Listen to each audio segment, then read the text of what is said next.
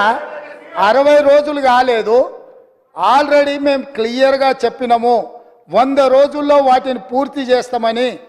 అయినా అప్పుడే రైతు బంధు ఇవ్వలేదు అని గగ్గోలు పెట్టి రైతులను రెచ్చగొట్టాలన్న ప్రయత్నం చేస్తే రైతులేమన్నా అమాయకుల అధ్యక్ష? వాళ్ళకి తెలీదా ఎవరి చిత్తశుద్ధి ఏంది, ఎవరి ఆలోచన ఏంది, ఎవరు ఏం చేస్తుండ్రో, ఎవరు ఏ రకంగా వ్యవహరిస్తుండ్రో తెలీదా అధ్యక్ష? అదేవిధంగా అధ్యక్ష ఆర్టీసీ బస్సు మహిళల గురించి వీళ్ళు మాట్లాడుతున్నది, వాళ్ళకి నష్టం జరిగింది ఆటో డ్రైవర్లని. ఒక ఆయన ఆటో రాముడు కృష్ణానగర్లో మొత్తం సినిమాకి సంబంధించిన వాళ్ళే ఉంటారు. సురభి నాటకాలు వేసేవాళ్ళు, సినిమాలో చిత్రసీమలో ఎక్స్ట్రా క్యారెక్టర్స్ అంటారు, ఏమంటారు వాళ్ళను? ఎక్స్ట్రా ఆర్టిస్ట్ అంటే ఏమంటారు?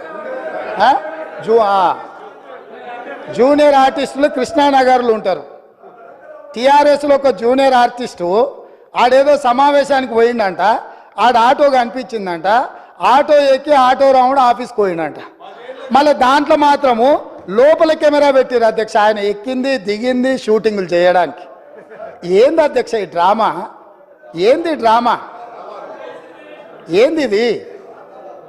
మేము ఈ తెలంగాణ సమాజంలో ఉన్న ఆడబిడ్డల్ని హక్కున చేర్చుకోవాలన్న ఆలోచనతోని, ఒక మంచి ఆలోచనతోటి ఆర్టీసీ బస్సుల్లో ఆడబిడ్డలకు మేము ఉచిత ప్రయాణం కల్పించినాం. 2014 నుంచి 2019 వరకు మంత్రివర్గంలో ఒక్క ఆడబిడ్డ కూడా మీరు మంత్రి పదవి ఇవ్వకపోయినా అక్కడ ఉన్నవాళ్ళు ఏ రోజు కూడా ఒక్క ఆడబిడ్డ కూడా మంత్రి పదవి ఎందుకు ఇవ్వలేదు సార్ అని అడిగిన వాళ్ళు కాదు పాపం. ఎందుకంటే అడిగేంత సాహసం చేస్తే వాళ్ళకు ఆ ఉండే ఉద్యోగం కూడా ఉండదన్న సంగతి వాళ్ళకి తెలుసు. కాబట్టి వాళ్ళు మంత్రి పదవులు ఇవ్వకపోయినా కోట్లాది మంది ఆడబిడ్డలకు మా పొన్నం ప్రభాకర్ గారు మేము మొదలుపెట్టిన బస్సు ప్రయాణాన్ని టోటల్గా ఆడబిడ్డలందరికీ కూడా చెప్పి ఉచితంగా బస్సు ప్రయాణం ఇస్తే దాదాపుగా అధ్యక్ష ఇప్పటి వరకు 15,21,00,000 ప్రయాణాలు ఆడబిడ్డలు ఉపయోగించుకుంటూ 535.52 కోట్ల రూపాయలు ఇప్పటివరకు ప్రభుత్వం ఆడబిడ్డల కోసం ఖర్చు పెట్టింది అధ్యక్ష. ఒక మంచి పని చేసినప్పుడు అభినందించడానికి నోరు రాకపోయినా ఆ నిర్ణయాన్ని వ్యతిరేకించుకుంటూ నిరసన తెలుపుతూ ఒక ఆటోని తీసుకొచ్చి అక్కడ తగలబెట్టింది అధ్యక్ష. కిరాయి పైసలే వెళ్తలేవు, సంసారం నడుస్తలేదన్న ఆటో డ్రైవరు ఆటో తగలబెట్టిందంటే ఆటో తగలబెట్టడానికి ఎన్ని పైసలు కావాలి అధ్యక్ష? ఆటో రౌండ్ ఆటోలో ఎక్కి తిరిగిండంట, ఆయనకు ఇంకొక ఆయనకు ఆటో ఖర్చు వెళ్ళలేదంట, ఆయన తీసుకొచ్చి ఆటో తగలబెట్టిండంట. ఏంది అధ్యక్ష ఇది? అసలు ఇది ఏమైనా తెలంగాణ సమాజానికి మనం ఏం సందేశం ఇవ్వదలుచుకున్నాము? ఇంకొక నటుడేమో 100 రూపాయలు పెట్టి పెట్రోల్ కొనుక్కుంటాడు, కానీ 10 పైసలు పెట్టి అగ్గిపెట్ట కొనుక్కోడు, అగ్గిపుల్ల దొరకదు. మన కవులకు కళాకారులకు తెలంగాణ నిలయమని మనందరికీ తెలుసు అధ్యక్ష. కానీ నటులకు కూడా కొదవ లేకుండా పోయింది. ఒక్క నటుని కూడా మెతుకుతే ఇద్దరిద్దరు నటులు దొరుకుతారు అధ్యక్ష. ఈ ప్రభుత్వం నడుపుతున్న విధానాన్ని చూడలేక. కాబట్టి ఇవాళ నేను ఒకటే సూచన చేస్తున్నా, అక్కడ ఉండే మా సోదరిమణులకు, మా సోదరులకు ఒక మంచి నిర్ణయం తీసుకున్నాం మన ఆడబిడ్డల కోసము. దానివల్ల ఆదాయం కూడా పెరిగింది. నేను మీకు లెక్కలు చెప్పదలుచుకున్న ఎండోమెంట్స్, దేవాలయాలు సందర్శనలకు పోయి రాష్ట్రం యొక్క ఇన్కము ఏ విధంగా పెరిగిందో కూడా మన వాళ్ళకి నేను లెక్కలు చెప్పదలుచుకున్నా అధ్యక్ష. ఆడబిడ్డలు బస్సు ప్రయాణాన్ని ఉపయోగించుకొని ఎక్కువ దైవ దర్శనాలు చేసుకోవడం వల్ల దేవాదాయ శాఖ యొక్క ఆదాయము నవంబర్లో, అంటే ఉచిత బస్సు ప్రయాణం లేనప్పుడు దేవాదాయ శాఖ ఆదాయము 49.28 కోట్ల అధ్యక్ష.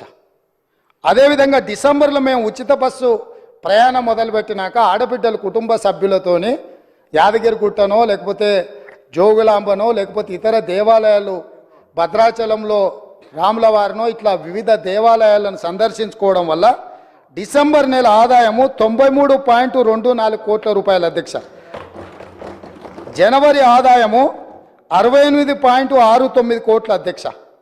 అంటే ఈరోజు ఆడబిడ్డలకు బస్సులో ఉచిత ప్రయాణం కల్పించడం వల్ల ఆడబిడ్డలు చాలా కాలం నుంచి కుటుంబ సభ్యులతో దైవ దర్శనం చేసుకోవాలన్న ఆలోచన ఉండి అవకాశం రాక ఆర్థిక పరిస్థితి అనుకూలించక ఇవాళ మా ప్రభుత్వము ఆడబిడ్డలకు ఉచిత బస్సు రవాణా సౌకర్యాన్ని కల్పిస్తే దైవ దర్శనం వల్ల దేవాదాయ శాఖకు ఆదాయం పెరిగింది అధ్యక్ష. ఇది ఒక మంచి శుభసూచకం. దీన్నైనా వారు అభినందిస్తే బాగుంటుందని నేను అనుకున్నా. వారు అభినందించలేకపోయారు అధ్యక్ష. అదేవిధంగా అధ్యక్ష, ఉద్యోగాలు పదే పదే మీరు 2 లక్షల ఉద్యోగాలు ఇస్తా అన్నారు. ఎక్కడ పోయినా మీరు 2 లక్షల ఉద్యోగాలు? అసలు తెల్లారేయాలి కదా అధ్యక్ష. మీ ఉద్యోగాలు పోయిన దుఃఖంలో మీరున్నారేమో కానీ నిరుద్యోగ యువకులు ఆ దుఃఖంలో లేరు అధ్యక్ష. ఉద్యోగ అవకాశాలు కల్పించాలంటే దానికి ఒక ప్రాసెస్ ఉంటుంది అధ్యక్ష, ఒక విధానం ఉంటుంది. జస్ట్ లైక్ దట్ ఇట్లా చేయడానికి ఉండదు. గతంలో మీరు చేసినట్టు మేము చేయలేము. జిరాక్స్ సెంటర్లలో పల్లి బఠానీలు అమ్మినట్టు పరీక్షా పత్రాలు ఎక్కడ పడితే అక్కడ సంతలో సరుకులాక అమ్ముకునే విధానం మేము దేదలుచుకోలేదు అధ్యక్ష. మా పేసీలలో ఉండేటోళ్ళు ఎవరు అట్లాంటి దాంట్లో లేరు అధ్యక్ష. మా పేసీలలో ఉండే వాళ్ళ బంధువులు ఎవరు ఇట్లాంటి కుంభకోణాలలో లేరు అధ్యక్ష. మేము మీలాగా కాదు, మీరు మీలాగా మమ్మల్ని ఎందుకు అనుకుంటున్నారు? ఒక విధానం, ఆ విధానంలో మేము ప్రయత్నం చేస్తున్నాము. గతంలో మీరు నియమించిన వాళ్ళకి అర్హత లేదని హైకోర్టు చెప్పింది సభ్యులుగా. వాళ్ళని తొలగించమంటే రాజీనామా చేయమని అంటే వాళ్ళు విస్మించు కూర్చుంటే కొన్ని విధి విధానాల వల్ల వాళ్ళని తొలగించడానికి కొంత ఆలస్యమైంది. వాళ్ళ వెనకాల కూడా మరి మీరే ఉన్నారా అంటే నాకు తెలియదు, అది మీరు చెప్పాలి ఉన్నారో లేరో. ఏదేమైనా వాళ్ళని తొలగించడము, కొత్తగా నోటిఫికేషన్ ఇవ్వడం, కొత్తగా ఆహ్వానించడం, చైర్మన్గా అదేవిధంగా సభ్యులుగా నియమించడం, ఇదంతా కూడా ఒక ప్రాసెస్. ఇదే కాకుండా గతంలో ఇచ్చిన నోటిఫికేషన్లకు కూడా ఎంతసేపు మీ ఉద్యోగాలను రెన్యువల్ చేసుకోవాలన్న ఆలోచనలో పడి ఆ తాపత్రయంలో మీరు వాళ్ళ ఉద్యోగ నియామకాలు చేపట్టకపోవడం వల్ల వైద్య ఆరోగ్య శాఖలో మీరు నియామకాలు చేపట్టకుండా వదిలేస్తే మేము వచ్చే ఆ సమస్యలు పరిష్కరించి పెద్దలు దామోదర్ రాజనరసింహ గారు మొట్టమొదట ఆ కార్యక్రమాన్ని చేపట్టి 6,956 స్టాఫ్ నర్సు ఉద్యోగాలు ఎల్బీ స్టేడియంలో నియామక పత్రాలు వాళ్ళకి అందజేసినాం అధ్యక్ష. ఇది మా చిత్తశుద్ధి. అదేవిధంగా మొన్నటికి మొన్న సింగరేణి బొగ్గు గని కార్మిక సంఘంలో 2 సార్లు వాళ్ళే అధికారిక కార్మిక సంఘంగా ఎన్నికైనరు. కానీ ఏనాడు ఆ కార్మికుల బాగుల గురించి ఆలోచన చేయలే. అందులో కూడా ప్రశ్నాపత్రాలల్లా అదేవిధంగా ఇచ్చిన టెండర్లలో ఏం జరిగిందో భవిష్యత్తులో తేలుతుంది. కారుణ్య నియామకాలు కూడా చేపట్టలే. వాళ్ళ ఇంట్లో మాత్రం 4 ఉద్యోగాలు కారుణ్య నియామకాలు చేపట్టారు. వాళ్ళు ఉద్యోగాలు ఉంటూనే ఉంటారు, రెన్యువల్స్ మీద రెన్యువల్స్ ఎక్స్పెక్ట్ చేస్తూనే ఉన్నారు. ఎంబడే మా బట్టి విక్రమార్క గారు ఆ కారుణ్య నియామకాల విషయంలో స్పష్టమైన నిర్ణయం తీసుకొని 441 కారుణ్య నియామకాలు మొన్నటికి మొన్న నక్లెస్ రోడ్లో అంబేద్కర్ సాక్షిగా ఉద్యోగ నియామకాలు చేపట్టిన అధ్యక్ష. అదేవిధంగా పోలీస్ డిపార్ట్మెంట్లో నియామకాలు చేపట్టాల్సిన చర్యలు వాళ్ళు చేపట్టకపోవడం వల్ల 15,000 పోలీసు ఉద్యోగ నియామకాలు వాళ్ళు ఇట్లనే అరిసి గోలబెట్టినా వీళ్ళు ఇట్లనే అరుచుకుంటూ కూర్చున్నా తొందరలోనే పోలీస్ శాఖలో 15,000 పోలీసు ఉద్యోగ నియామకాలు చేపట్టి మా చిత్తశుద్ధిని నిరూపించుకున్న బాధ్యత మా మంత్రివర్గం తీసుకున్నది. వాళ్ళు అరిసి గోలబెట్టిన చొక్కాలు చించుకున్న 15 రోజుల్లో వాళ్ళు అడ్డం పడ్డా సరే 15,000 నియామకాలు పోలీసులను చేపట్టి నిరుద్యోగ యువకులను ఆదుకునే బాధ్యత మేము తీసుకుంటాం అధ్యక్ష. కాబట్టి ఇవాళ గ్రూప్ 1లో కూడా పరీక్షలు లోపభూయిష్టంగా నిర్వహించడం వల్ల high court single bench, high court divisional bench అన్ని కోర్టులు వీళ్ళు అవలంబించిన విధానాలను కోర్టు కొట్టేస్తే లక్షలాది మంది నిరుద్యోగ యువకులు పరీక్షలు రాసి మీ చేతగాని తనం వల్ల వాళ్ళ జీవితాలతో చెలగాటం ఆడుతుంటే కొత్త బోర్డును వేసి అదనంగా ఖాళీలను అన్నిటిని కూడా కలిపి ఈరోజు గ్రూప్ 1 పరీక్షలకు మా ప్రభుత్వం క్లియరెన్స్ ఇచ్చింది. తొందరలోనే నోటిఫికేషన్ ఇచ్చి వీళ్ళ వల్ల వయసు మీద పడ్డ వాళ్లకు 46 సంవత్సరాల వరకు ఉద్యోగ అప్లికేషన్ పెట్టుకోవడానికి అర్హత కల్పించి వయసుకు కూడా మినహాయింపునిచ్చి మా ప్రభుత్వం నిరుద్యోగ యువకుల్ని ఆదుకోవాలన్న ఆలోచనతోని మేము ముందుకు వచ్చినాం అధ్యక్ష. అదేవిధంగా అధ్యక్ష, మా సోదరుడు అక్బరుద్దీన్ ఓవైసీ గారు మైనారిటీకి సంబంధించిన విషయాలలో కూడా చాలా ఇష్యూస్ వారు లేవనెత్తడం జరిగింది. ప్రతి దగ్గర మైనారిటీలకు అవకాశం ఇవ్వండి అని కూడా వారు మా దృష్టికి తీసుకొచ్చిండ్రు అధ్యక్ష. నేను వారికి గుర్తు చేయదలుచుకున్నాను అధ్యక్ష తమరి ద్వారా. మేము నలుగురిని ప్రభుత్వ సలహాదారులు చేర్చుకుంటే అందులో మైనారిటీ మొహమ్మద్ అలీ షబ్బీర్ గారిని ప్రభుత్వ సలహాదారుడిగా ముఖ్యంగా ఎస్సీ ఎస్టీ ఓబీసీ మైనారిటీకి నిధులకు సంబంధించి మైనారిటీని మేము నియమించిన అధ్యక్ష. అంటే 25% మైనారిటీస్కి ఇచ్చిన అధ్యక్ష. అదేవిధంగా అధ్యక్ష advocate general additional advocate general వేస్తే అడిషనల్ అడ్వకేట్ జనరల్గా ఇమ్రాన్ ఖాన్ని ఇంతవరకు ఉమ్మడి రాష్ట్రంలో కానీ ప్రత్యేక తెలంగాణ రాష్ట్రంలో కానీ ఒక మైనారిటీని కూడా అడిషనల్ అడ్వకేట్ జనరల్గా వేయలేదు. మా ప్రభుత్వం వచ్చిన తర్వాత ఒక మైనారిటీని ఇమ్రాన్ ఖాన్ అని అడిషనల్ అడ్వకేట్ జనరల్గా ఒక మైనారిటీని వేసినాం అధ్యక్ష. అదేవిధంగా ముఖ్యమంత్రి గారి పేసీలో ఆనాడు రాజశేఖర రెడ్డి గారు ఉన్నప్పుడు జన్నత్ హుసేన్ అని ఒక మైనారిటీకి సంబంధించిన ఐఏఎస్ అధికారిని నియమిస్తే ఈనాడు మా ప్రభుత్వం మా ముఖ్యమంత్రి కార్యాలయంలో మేము షానవాజ్ కాసిం అనే ఐపీఎస్ ఆఫీసర్ని మా ముఖ్యమంత్రి కార్యాలయంలో మైనారిటీకి మేము అవకాశం ఇచ్చినాం అధ్యక్ష. అదేవిధంగా అధ్యక్ష మేము టీఎస్పీఎస్సీలో ఆనాడు వాళ్ళు ఒక మైనారిటీకి అవకాశం ఇవ్వలే. కానీ మా ప్రభుత్వం తెలంగాణ పబ్లిక్ సర్వీస్ కమిషన్లో నియామక బోర్డులో ఆమీర్ ఉల్లా ఖాన్ అని మేము board member Indian postal service అధికారిని ఈరోజు మేము అందులో మైనారిటీకి అవకాశం కల్పించినాం అధ్యక్ష. అంటే మా ప్రభుత్వం ఏ విషయంలో అయినా మైనారిటీల యొక్క హక్కులకు మైనారిటీలకు రావలసిన వాటాలను కోటాలను చాలా చిత్తశుద్ధితో వీటిని అమలు చేస్తాం. గవర్నర్ గారి కోటాలో మేమిద్దరిని ఎమ్మెల్సీలు చేస్తే ఒక ఎమ్మెల్సీని మైనారిటీ నియమించడం ద్వారా రాజకీయంగా కూడా వాళ్ళకు వేదిక కల్పించాలన్న ఆలోచనతోటి మైనారిటీలకు మేము అవకాశం కల్పించినాం అధ్యక్ష. ఈ ప్రభుత్వం క్రిస్టియన్ మైనారిటీ కానీ ముస్లిం మైనారిటీ కానీ సిక్ మైనారిటీలకు సముచితమైన స్థానం కల్పించడంలో మైనారిటీ హక్కులను రక్షించడంలో మా ప్రభుత్వానికి చిత్తశుద్ధి ఉంది. ఇంకా ఏమైనా ఉంటే కూడా ఎంఐఎం పార్టీ తరఫున అక్బరుద్దీన్ ఓవైసీ గారు ఏమైనా సూచనలు చేస్తే కూడా తప్పకుండా వాటన్నిటిని కూడా పరిగణలోకి తీసుకొని ముందుకు వెళ్తామని నేను చెప్తున్నా అధ్యక్ష. అదేవిధంగా అధ్యక్ష అదేవిధంగా యూనివర్సిటీస్ గురించి అక్బరుద్దీన్ ఓవైసీ గారు ప్రస్తావించడం జరిగింది. వైస్ ఛాన్సలర్లో కూడా మైనారిటీస్ వేయాలని. గతంలో యూనివర్సిటీ వైస్ ఛాన్సలర్స్ నియామకాలలో జరిగిన కాలయాపన కానీ నిర్ణయాలు కానీ ఏ రకంగా ఉండేనో మీకు తెలుసు. అందుకే మీ ద్వారా అక్బరుద్దీన్ ఓవైసీ గారికి నేను చెప్పదలుచుకున్న ఆల్రెడీ యూనివర్సిటీలు మేలో వేకెన్సీస్ రాబోతున్న వైస్ ఛాన్సలర్స్వి. కానీ ఇప్పుడే సెర్చ్ కమిటీని వేసి దాన్ని పూర్తి స్థాయిలో మేము వైస్ ఛాన్సలర్లో నియమించాలన్న ఆలోచనతో సెర్చ్ కమిటీ వేసినాం. తొందరలోనే నియామకాలు జరుగుతాయి. తప్పకుండా మైనారిటీలకు రావాల్సిన వాటా కోటా వస్తుంది. మేము తీసుకున్న నిర్ణయాన్ని యూజీసీ కూడా తెలంగాణ గవర్నమెంట్ను అభినందించింది. ఎందుకంటే సరైన సమయంలోనే తెలంగాణ ప్రభుత్వం స్పందించింది. తప్పకుండా పేద విద్యార్థులకు విద్యను అందించే యూనివర్సిటీలను ఖాళీలు పెట్టొద్దు అన్న ఆలోచనతోటి మేము ఆ నిర్ణయంతో ముందుకు వచ్చినాం. తప్పకుండా ఈ విషయాన్ని కూడా మేము దృష్టిలో పెట్టుకొని మీ ద్వారా వారికి చెప్పదలుచుకున్నాను అధ్యక్ష. అదేవిధంగా అధ్యక్ష పల్లా రాజేశ్వరరెడ్డి గారు మాట్లాడుతూ వారు ఒక మాట చెప్పిండ్రు. ఏమని? ప్రజాపాలన మీరు ప్రగతి భవన్లో ఒకటే రోజు మొదలుపెట్టిరు, మీరు మాట్లాడిర్రు, ఒకరోజు మీరు వచ్చిపోయినరు, మిగతా ఎవ్వరు రాలేదు, అక్కడేదో అవుట్సోర్సింగ్ ఉన్నోళ్ళని. నేను వారికి సూచన చేయదలుచుకున్నాను. ఎందుకంటే వారు 2 సార్లు శాసనమండలి సభ్యుడిగా డాక్టరేట్ చదువుకున్నారు. వారికి పరిపాలన పట్ల అందులో ఆనాటి ముఖ్యమంత్రి గారికి కుడి భుజంగాను ఎడం భుజంగాను ప్రభుత్వ నిర్ణయాలలో వాళ్ళు చాలాసార్లు ఉన్నారు.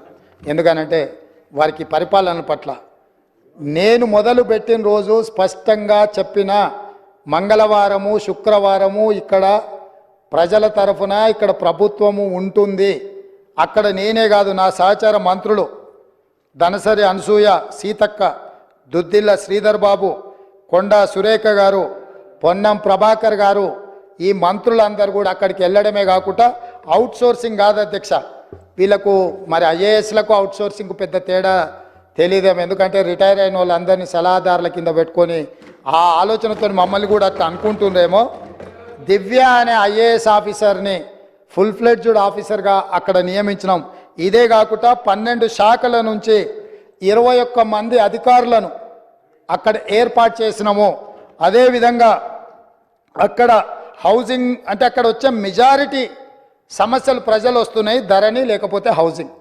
ఎవరు పాపం అధ్యక్ష ఇది? ఈ పాపాన్ని ఎవరు మూట కట్టుకున్నారు? ఆనాడు ఇందిరమ్మ ఇండ్లు మేము ఇస్తే 10 ఏళ్ళలో మీరు ఏ పేదోడికి ఇల్లు ఇవ్వకపోవడం వల్లనే కదా ఇవాళ వేలాది మంది పంజగుట్ట వరకు ట్రాఫిక్ జామ్ అయ్యే పరిస్థితులు ప్రజలు మీరు ఎన్నడూ ఆ గేట్ల దగ్గరికే రానియలేదు కదా.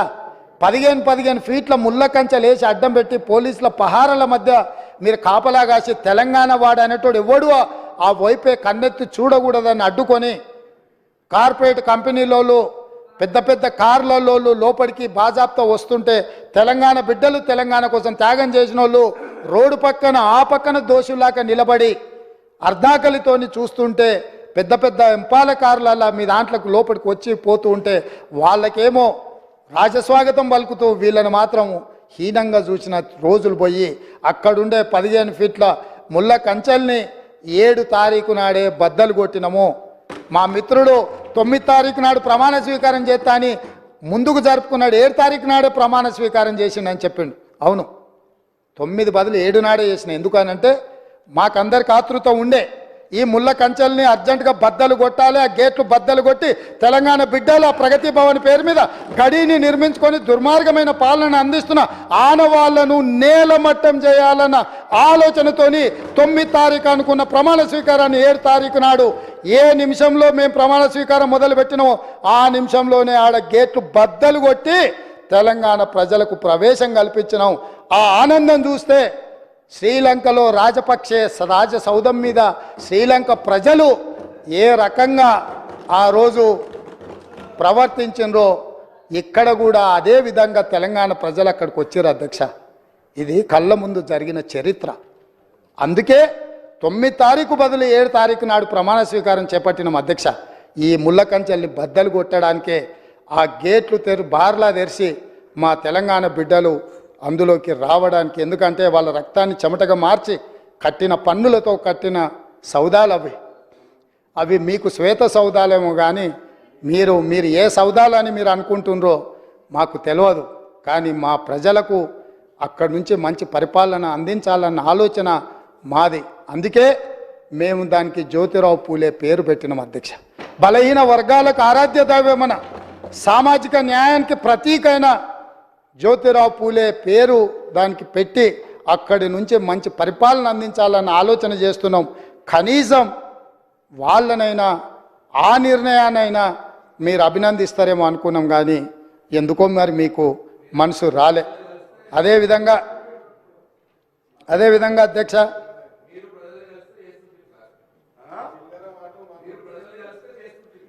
అదే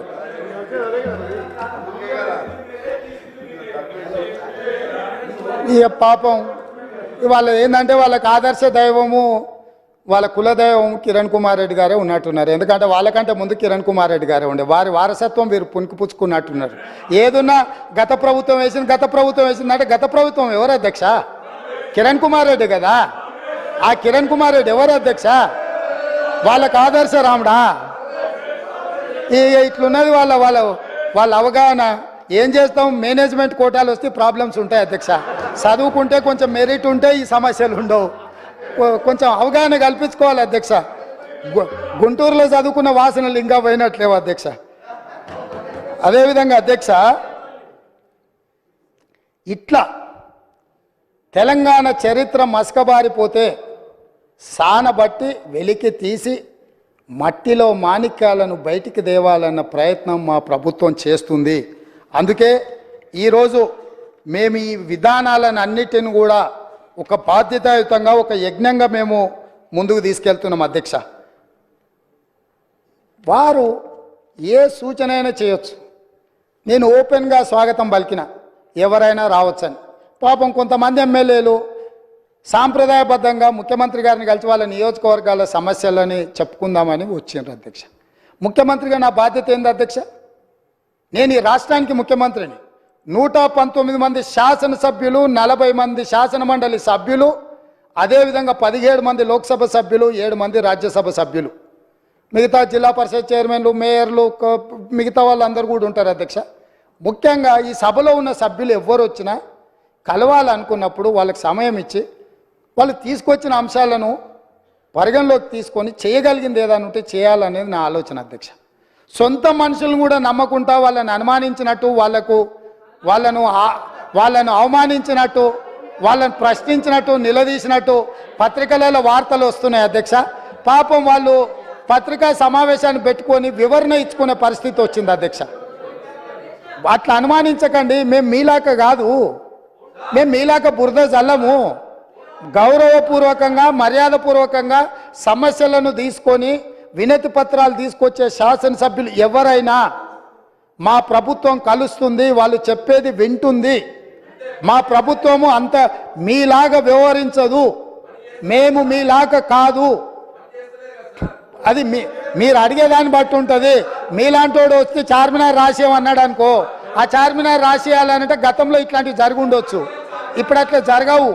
ఇప్పుడు మంచి ఏదైనా ఉంటే ప్రజలకు ఉంటే తప్పకుండా చేస్తాం అధ్యక్ష. అదేవిధంగా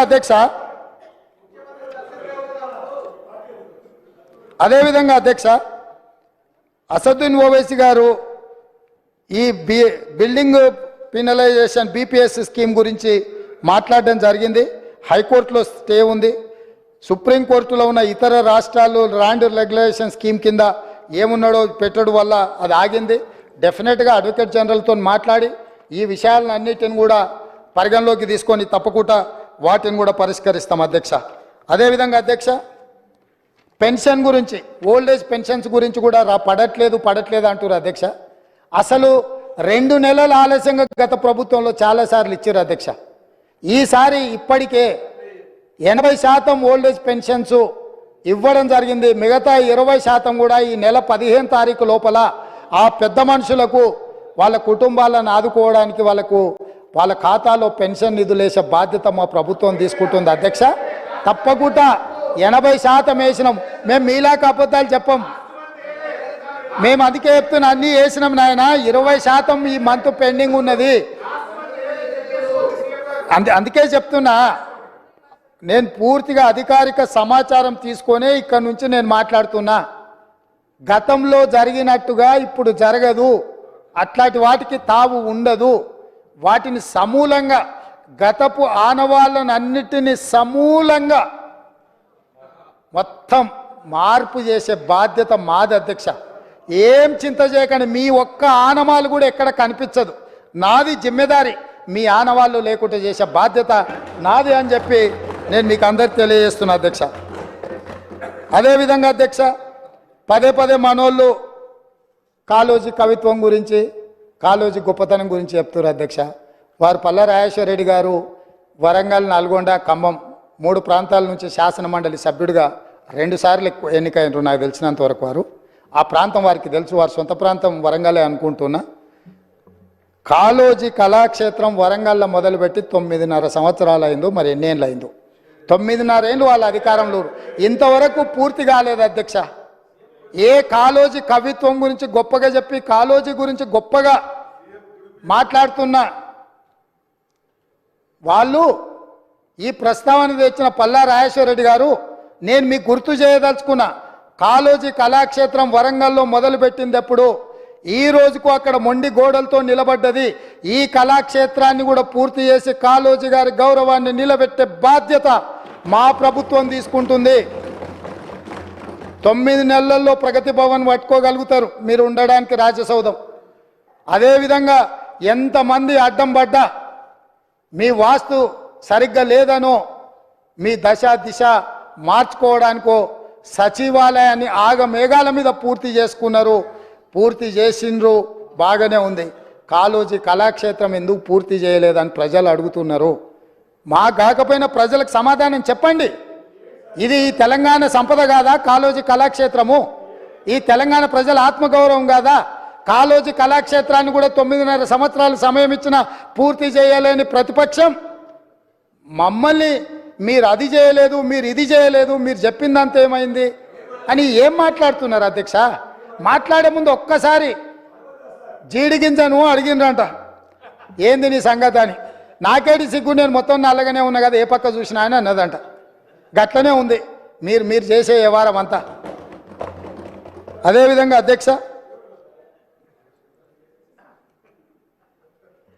ప్రాజెక్టులు, దీని విషయం కొంచెం మనం మాట్లాడుకోవాలి. ఎందుకనంటే 5 సంవత్సరాలు హరీష్ రావు గారు, 5 సంవత్సరాలు కల్వకుంట్ల చంద్రశేఖరరావు గారు సాగునీటి పారుదల శాఖ మంత్రులుగా పనిచేసిండ్రు. ఇక వారికి ఉన్న అనుభవం, వారికి ఉన్న జ్ఞానము, వారికి ఉన్న మేధో సంపత్తి వాళ్ళ మాటల్లోనే చాలాసార్లు మనం విన్నాం. ఈ సభలో కూడా వారే డాక్టరు, వారే లాయరు, వారే ఇంజనీరు, వారే స్ట్రక్చరల్ ఇంజనీరు, వారే 80,000 పుస్తకాలు చదివి వాళ్ళ మేధస్సుతోనే నిర్మించారు. మేడిగడ్డ కడితే మేడిపండు అయింది. ఇక అన్నారం సంగతి నేను చెప్పాల్సిన పర్లేదు. సుందీళ్ళు ఎప్పుడేమవుతుందో తెలియదు, పంపు సెట్లు ఏమైనాయో తెలియదు. ఇవాళ వీటి మీద చర్చ వచ్చినప్పుడల్లా, కాళేశ్వరం అవినీతి గురించి చర్చ వచ్చినప్పుడల్లా కృష్ణానది జలాలను ప్రాజెక్టులు అప్పచెప్పినరు అని మాట్లాడుతున్నారు అధ్యక్ష. ఇవాళ నిజంగానే వాళ్ళు మాట్లాడినప్పుడు నిజంగానే ఈ ప్రాజెక్టుల మీద జరిగిన అవకతవకలు కావచ్చు, లేకపోతే తప్పిదాలు కావచ్చు, వీటిని ఎట్లా సవరించుకోవాలి, ఎట్లా ముందుకెళ్ళాలి, ఎట్లా ప్రాజెక్టులను కాపాడాలి, పదే గతంలో 80,000 ప్రాజెక్టులకు 1,00,000 కోట్ల రూపాయల అవినీతి ఎట్లా జరుగుతుందని మహామేధావులు మాట్లాడినారు అధ్యక్ష. ఇవాళ 1,47,000 కోట్ల రూపాయలకు అంచనాలు వచ్చినాయి. 97,500 కోట్ల రూపాయలు ఇప్పటికే కాంట్రాక్టర్లకు పేమెంట్లు చేసారు. ఇంకో 10,000 కోట్ల రూపాయలు పెండింగ్ ఉన్నాయని అధికారిక లెక్కలు చెప్తున్నాయి అధ్యక్ష.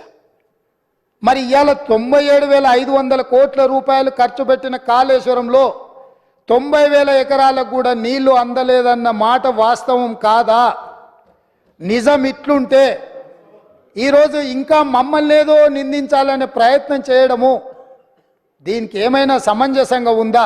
దీని మీద ఎక్కువ వివరాలకు వెళ్ళదలుచుకోలేదు. మా ఉత్తమ్ కుమార్ రెడ్డి గారు దీనికి సంబంధించి పూర్తి స్థాయిలో విజిలెన్స్ నివేదికలు కానీ, లేకపోతే దీనికి సంబంధించిన అంశాలు అన్నీ కూడా సాగునీటి పారుదల శాఖ మంత్రి గారు నిన్నమన్న విజిలెన్స్ నివేదిక ఆధారంగా కొన్ని నిర్ణయాలు తీసుకున్నాడు.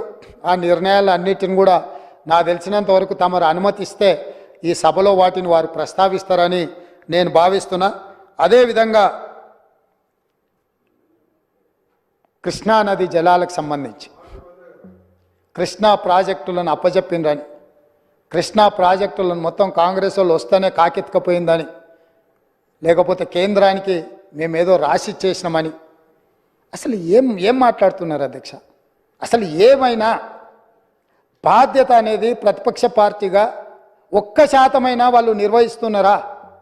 ఈరోజు కృష్ణానది జలాల మీద ఏర్పాటు చేసిన కృష్ణా రివర్ మేనేజ్మెంట్ బోర్డ్ 2014 రాష్ట్ర పునర్విభజన చట్టంలో స్పష్టంగా పొందుపరిచినరు. ఆ రోజు నేను కానీ, మా ఉత్తమ్ కుమార్ రెడ్డి గారు కానీ, లేకపోతే మా కోమటిరెడ్డి వెంకటరెడ్డి గారు కానీ, ఇక్కడ ఉన్నోళ్ళం ఎవరం మేము ఎంపీలం కాదు అధ్యక్ష. ఏ రోజు కూడా ఈ పునర్విభజన చట్టం ప్రతి పదం నన్ను అడిగి నేనే రాసి నేనే తీర్చిదిద్దినాను కూడా మేము ఏ రోజు చెప్పుకోలేదు అధ్యక్ష. మేము చెప్పుకోలేదు అధ్యక్ష. ఎవరు అధ్యక్ష ఆ రోజు సభలో సభ్యులు? కల్వకుంట్ల చంద్రశేఖరరావు గారు ఎంపీ. ఆ బిల్లు వచ్చినప్పుడు ఇటు లోక్సభలో కానీ అటు రాజ్యసభలో కేశవరావు గారు కానీ ఆ అంశాన్ని ప్రస్తావించి అభ్యంతరం పెట్టాల్సిన సందర్భంలో ఈ బిల్లును మేమే పాస్ చేయించినాం, మేమే తెచ్చినాం. దీన్ని రాసేటప్పుడు అందరు మాతోనే మాట్లాడారు, మొత్తం నా సూచనల మేరకే రాసిందని చెప్పారు అధ్యక్ష.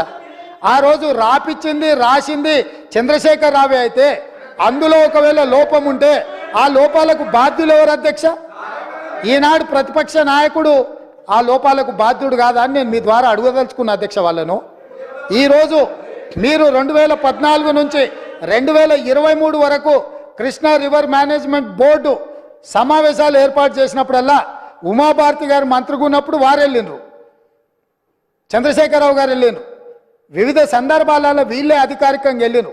ఇంతవరకు నేను మా ఉత్తమ్ కుమార్ రెడ్డి గారు ఏ సమావేశాలకు పిలవలేదు, మేము వెళ్ళలేదు అధ్యక్ష. మేము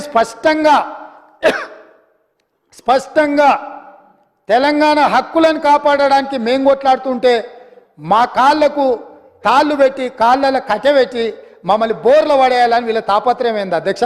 గుంజుకుంటా అన్నది ఎవరు అధ్యక్ష? నరేంద్ర మోడీ గుంజుకుంటా అన్నాడు. మరి వీళ్ళు ధర్నాలు చేయాలంటే ఏడు చేయాలి అధ్యక్ష?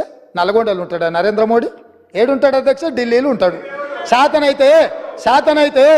శాతనైతే కల్వకుంట్ల చంద్రశేఖరరావు గారు, తన్నీరు హరీష్ రావు గారు, కల్వకుంట్ల తారక రామారావు గారు ముగ్గురు పోయి జంతర్ మంతర్లో ఆమరణ నిరాదీక్ష చేయమను మేము వాళ్ళని పోలీసులు తీసుకెళ్లకుండా వాళ్ళు అమరులు అవ్వడమో లేకపోతే హక్కులను సాధించడమో వరకు ఈ ప్రభుత్వం అండగా నిలబడుతుంది. వాళ్ళ ముగ్గురిని ఢిల్లీలో నరేంద్ర మోడీ తప్పిదాల మీద దౌర్జన్యం మీద ధర్నా చేయమనుండ్రు కానీ నరేంద్ర మోడీతో కొట్లాడుతున్న మా కాళ్ళ కట్టబెట్టి బోర్లు పడేస్తే ఎవరు అధ్యక్ష? అదేవిధంగా అధ్యక్ష, ఎన్నికల రోజు పోలింగ్ ఇక్కడ జరుగుతుంటే పక్క రాష్ట్ర ముఖ్యమంత్రి AK-47 తుపాకులతో పోలీసులు నాగార్జున సాగర్ డ్యామ్ మీదకు పంపించింది అధ్యక్ష. ఇవాళ నేను అడగదలుచుకున్న వాళ్ళను, నాగార్జున సాగర్ 100% మన భూభాగంలో ఉంది. మన ప్రాంతం, మన ప్రాంతానికి లోపటికొచ్చి తుపాకులు పెట్టి ప్రాజెక్టులను ఆక్రమించుకుంటుంటే వీళ్ళ సహకారం లేకుండా వస్తాడా అధ్యక్ష? ఇంటి దొంగలు లేకుండా జగన్మోహన్ రెడ్డి గారు లోపలికొచ్చి నాగార్జున సాగర్ డ్యామ్ మీద పహారాలు కాసే పరిస్థితి వస్తుందా అధ్యక్ష? ఎందుకు ఆ రోజు వీళ్ళు మాట్లాడలేదు? వీళ్ళు ఇచ్చిన అలసే కదా, వాళ్ళు పెట్టిన పులుసు తిని వీళ్ళు అలసి ఇవ్వడం వల్లనే కదా ఈరోజు ఈ పరిస్థితి వచ్చింది. ఆయల్లో రాయలసీమకు పోయినప్పుడు కల్వకుంట్ల చంద్రశేఖరరావు గారు, ఈనాటి మంత్రి శ్రీమతి రోజా గారు పెట్టిన రాగి సంకటి రొయ్యల పులుసు తిని రాయలసీమను రతలాలసీమం చేస్తా అని చెప్పి మాట ఇచ్చి బేసిన్లు లేవు, బేసిజాలు లేవు, మీరు కొట్టుకపోండి అన్నాడు. వాళ్ళు కొట్టుకపోయారు. ఇప్పుడు మేము వచ్చినాక అట్టెట్లా కొట్టుకపోతాడంట? ఎవరు అధ్యక్ష బాధ్యత ఎవరు వహించాలి? నీ కళ్ళ ముందే కదా ముచ్చుమర్రి చంద్రబాబు నాయుడు కట్టింది, నీ కళ్ళ ముందే కదా రాజశేఖర రెడ్డి పోతిరెడ్డి పాడును 44,000 క్యూసెక్లకు పెంచి తరలించకపోయింది, నీ కళ్ళ ముందరనే కదా నీ ఇంట్లో పంచపక్ష ప్రమాణాలు జగన్మోహన్ రెడ్డి గారికి పెట్టి జీవో నెంబర్ 203ను నీ ఇంట్లోనే పునాదులేసి రాయలసీమ లిఫ్ట్ ఇరిగేషన్కు ప్రగతి భవన్లో కేసీఆర్ గారి డైనింగ్ టేబుల్ మీద పునాది రాయబడ్డది. దానికి పునాది రాయేసింది మీరే కదా. 8 TMCలు పర్ డే తరలించకపోవడానికి అనుమతి ఇచ్చింది, టెండర్లు పిలిచింది, కాంట్రాక్టులు అప్పచెప్పింది, పనులు పూర్తి చేసింది మీరు అధికారంలో ఉన్నప్పుడే కదా అధ్యక్ష. మీరు మొత్తం కృష్ణానది జలాలు మహారాష్ట్ర కర్ణాటక దాటి మహబూబ్ నగర్ జిల్లాలో జూరాల నుంచి పాలమూరులో కలంపూర్లో ఎంటర్ అయి తుంగభద్ర నదిలో వచ్చే నీళ్లు, తుంగభద్ర నుంచి వచ్చిన సుంకేశ్లకు వచ్చిన నీళ్లు, సుంకేశ్ల నీళ్లు జూరాల నీళ్లు కలిసి ప్రయాణమై పాలమూరు జిల్లా నుంచి మొదలై రాయలసీమలకు పోయి నంద్యాల నుంచి తిరుక్కొని శ్రీశైలం ప్రాజెక్టు మీదకి వచ్చినప్పుడు శ్రీశైలం ప్రాజెక్టు కొంత తెలంగాణలో ఉంటే కొంత ఆంధ్రాలో ఉంది అధ్యక్ష. అంతకుముందు ప్రాజెక్టు లేవు. అంతకుముందు పోతిరెడ్డిపాడు 11,000 క్యూసెక్స్ ఉండే, అది 44,000 క్యూసెక్స్కి పెరిగింది. అంతకుముందు లేని రాయలసీమ లిఫ్ట్ ఇరిగేషన్ ఇవాళ 8 TMCలు తరలించడానికి లిఫ్ట్ ఇరిగేషన్లు కట్టినరు. ముచ్చుమర్రి నుంచి 1/2 TMC కట్టిరు అధ్యక్ష. మొత్తం 12.5-13 TMCలు పర్ డే. ఒక్క నెల రోజులు మనం కళ్ళు మూసుకుంటే శ్రీశైలంలో బురద కూడా ఉండదు అధ్యక్ష. రాయలసీమ లిఫ్టు 797 FRL దగ్గర కట్టిరు అధ్యక్ష. కుండ ఇట్లుంటే కుండకు సైడ్కు పొక్క పెట్టలే అధ్యక్ష, కింద పెట్టిండు. కింద వీళ్ళు పిలిచి పంచపక్ష ప్రమాణాలు వీళ్ళు పెట్టిండ్రు, జగన్మోహన్ రెడ్డి వీళ్ళ కింద బొక్క పెట్టిండు అధ్యక్ష. బొక్క పెట్టి మొత్తం తరలించకపోతుంటే మిన్నకుండా ఉన్న మీ ఇల్లు ఇవాళ నేను సూటిగా అడుగుతున్న హరీష్ రావుని మిత్రుణ్ణి, రాజకీయాలు పక్కన పెట్టండి, మీరు రాజకీయాలు పక్కన పెట్టండి, మీరు బాధ్యత కలిగిన మంత్రిగా చెప్పు. ఇవాళ రాయలసీమ జిల్లాలో ఉన్న మీ అవకాశం వచ్చినప్పుడు స్పీకర్ గారు అనుమతి తీసుకొని మీ అవకాశం వచ్చినప్పుడు తప్పకుండా చెప్పదు. I'm not yielding. నీకు ఇస్తాడు మైకు స్పీకర్ గారు, నేను కాదు ఇవ్వాల్సింది. స్పీకర్ సార్, ఇవాళ మన భూభాగంలో ఉన్న నాగార్జున సాగర్ మీదికి తుపాకులతో జగన్మోహన్ రెడ్డి వచ్చి ఆక్రమించుకుంటే చేతగాని సన్నాసులాక ఇక్కడ ప్రభుత్వం చూస్తుంటే ఇవాళ రాయలసీమలో ఉన్న ప్రాజెక్టుల నుంచి నీళ్లు తరలించకపోతుంటే ఎవరు అడ్డుకోవాలి అధ్యక్ష? ఎవరు అడ్డుకోవాలి? ఒక్క పక్కన వాళ్ళు ప్రాజెక్టులు పూర్తి చేసుకుంటుంటే వీళ్ళు ఇక్కడ ఆనాడు కోమటిరెడ్డి వెంకటరెడ్డి గారు కొట్లాడి నల్గొండ జిల్లాలో ఉన్న ఫ్లోరైడును అక్కడి బాధితులను ఆదుకోవడానికి SLBC ప్రాజెక్టు మంజూరు చేయించి 42 కిలోమీటర్ల tunnel Rajiv Gandhi tiger reserve ఫారెస్ట్లో పర్యావరణ అనుమతి లేకపోతే టన్నెల్ బోర్ మిషన్ తోటి ఆ గుట్టను తొలిసి నీళ్లు దేవాలని 42 కిలోమీటర్ల టన్నెల్ని మొదలు పెట్టించి 2014 వరకు 32 కిలోమీటర్ల టన్నెల్ కొట్టిండ్రు అధ్యక్ష. తెలంగాణ వచ్చినాక వీళ్ళకి అప్పచెప్తే 10 కిలోమీటర్లు పూర్తి చేస్తే సంవత్సరంలో పూర్తి చేయాల్సిందని 10 ఏళ్ళలో కలిసి 1.5 కిలోమీటర్ల పూర్తి చేసారు అధ్యక్ష. ఇంతకంటే చేతగానితనము తెలంగాణ ద్రోహి ఎవడని ఉంటాడా అధ్యక్ష? ఒకవేళ ఆ ప్రాజెక్టు పూర్తయిన ఉంటే నల్గొండ జిల్లాలో 3,64,000 ఎకరాలకు గ్రావిటీ ద్వారా నీళ్ళు వచ్చే ప్రాజెక్టును పడావు పెట్టి ఈరోజు మీరు వదిలేసినందుకు ఇవాళ నల్గొండ జిల్లా రైతుల మీద మరణ శాసనం వాళ్ళు రాసిండ్రు అధ్యక్ష. అదేవిధంగా కల్వకుర్తి లిఫ్ట్ ఈనాటికి పూర్తి చేయలే. పాలమూరు రంగారెడ్డిలో 27,000 కోట్ల రూపాయలు ఖర్చు పెడితే గుంట భూమికి కూడా నీళ్ళు ఇవ్వలే. ఇవాళ కల్వకుర్తి, పాలమూరు రంగారెడ్డి, ఎస్ఎల్బిసి ఈ ప్రాజెక్టులన్నీ పూర్తయితే కూడా పర్ డే మనం 2 టీఎంసీల నీళ్లు కూడా తీసుకోలేము అధ్యక్ష. ఇవాళ నేను చెప్పదలుచుకున్న అధ్యక్ష, ఆంధ్రప్రదేశ్ రాష్ట్రంలో పూర్తి చేసుకున్న ప్రాజెక్టులు 12.5 టీఎంసీలు పర్ డే తరలించకపోవడానికి ఉంటే తెలంగాణలో కృష్ణానది మీద కట్టిన ప్రాజెక్టులు మొత్తం కలిపి 2 టీఎంసీలు కూడా కాదు అధ్యక్ష. 10 ఏళ్ళ అవకాశం ఇచ్చిన ఈ పాలమూరు రంగారెడ్డి లేకపోతే కల్వకుర్తి లేకపోతే ఎస్ఎల్బిసి పూర్తి చేయకపోవడానికి వీళ్ళు కారణం కాదా అధ్యక్ష? ఇంత అన్యాయము ఉమ్మడి రాష్ట్రంలో కూడా తెలంగాణ ప్రాంతానికి జరగలేదు. వీళ్ళ పాలనలో తెలంగాణ ప్రజల పట్ల కృష్ణానది జలాల మీద మరణ శాసనం రాసిండ్రు అధ్యక్ష. వీళ్ళు ఇయాల నేను అడుగుతున్నా వీళ్ళను అధ్యక్ష, వీళ్ళని నేను అడుగుతున్నా, మీకు ఏమైనా చిత్తశుద్ధి ఉంటే మేము చేసే ప్రయత్నంలో, మేము చేస్తున్న పోరాటంలో రాజకీయాలు పక్కన పెట్టి ముందుకు రావాలి కానీ మా కాళ్ళలో కట్టెపెట్టి కింద పడేస్తే ఏమవుతుంది అధ్యక్ష? వీళ్ళకి అధికారం వచ్చుడు సంగతి దేవుడు ఎరుగు కానీ తెలంగాణ రైతుల జీవితాలతో చెలగాట మాడుతున్నారు అధ్యక్ష రాజకీయ స్వార్థం కోసము. ఇదా అధ్యక్ష? ఇదా వీళ్ళ నుంచి ఆశించేది? 10 ఏళ్ళ అధికారం ఇచ్చినా ఇంకా అధికార దాహం తీరలేదు.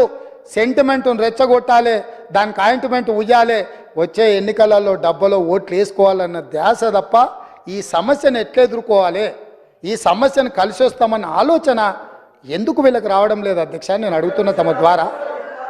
ఇంత కీలకమైన అంశం ఈరోజు సభలో ఉండి చర్చించి వారి అనుభవం అంతా రంగరించి వారు చదివిన 80,000 పుస్తకాల జ్ఞానాన్ని మాకు కొంతైనా పంచితే ఈ ప్రభుత్వం సరైన దిశగా ఇంకా వేగవంతంగా పనిచేయడానికి ఉపయోగపడుతుంది కదా అధ్యక్ష. వారేమో రారు, వీరేమో నిజాలు మాట్లాడారు. ఇది వాళ్ళ బాధ, వాళ్ళ ఆలోచన అధ్యక్ష. అందుకే అధ్యక్ష ఈరోజు కృష్ణానది జలాల గురించి పదే మిత్రులు ప్రస్తావిస్తున్నాడు. అసలు కృష్ణానది జలాలు వాళ్ళకి అప్పచెప్పింది ఎవరు అధ్యక్ష? 2015లో పోయి సంతకం పెట్టి వచ్చింది ఎవరు అధ్యక్ష? వీళ్ళు కాదా? వారే సాగునీటి పారుదల శాఖ మంత్రి కాదా? మురళీధర్ రావు గారు ఈఎన్సీ కాదా? సాగునీటి పారుదల సలహాదారుడు విద్యాసాగరరావు గారు వాళ్ళ పార్టీ సభ్యుడు కాదా? వీళ్ళందరూ పోయి 811 టీఎంసీల నికర జలాలు ఉమ్మడి ఆంధ్రప్రదేశ్కు కేటాయిస్తే ఆనాడు వీళ్ళు తెలంగాణ ప్రాంతంలో 68% క్యాచ్మెంట్ ఏరియా ఉంటే 68% వాటా మాకు నీళ్లు రావాలని కొట్లాడాల్సింది పోయి 811 టీఎంసీలలో 512 టీఎంసీలు ఆంధ్రప్రదేశ్కు అధికారికంగా సంతకం పెట్టి మన తెలంగాణ రైతుల హక్కులను వాళ్ళకి దారిదత్తం చేసి 299 టీఎంసీలకు సంతకం పెట్టి వచ్చిందే వాళ్ళ అధ్యక్ష. ఇంకా కూడా అబద్ధాలు బుకాయించాలనుకుంటారు. పాపం ఆయన ఎవరు? లేదు ఒక్క నిమిషం.